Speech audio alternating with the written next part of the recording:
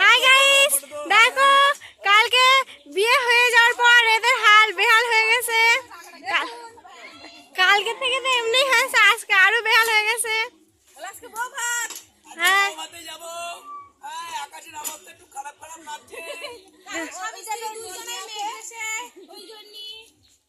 তাও কালকে বৃষ্টি হলো না, বেঁচে গেছে। দেখো আমার বড় বোন,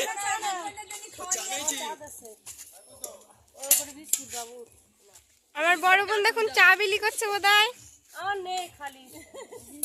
আমি চা খাচ্ছি, টিফিন কোটোই। আদেও চা না পানি?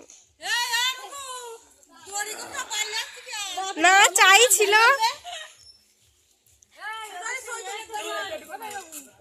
আর ওটা আমার জিজু ফোনে ব্যস্ত হয়ে গেছে।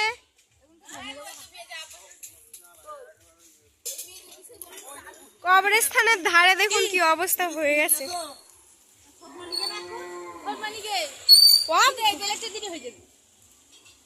তোমরা তো ভীষণ বদ। ওই দেখ ওখানে লেখা আছে কবরস্থানে কেউ ময়লা ফেলবে না। আর তোমরা এসব কি করেছো?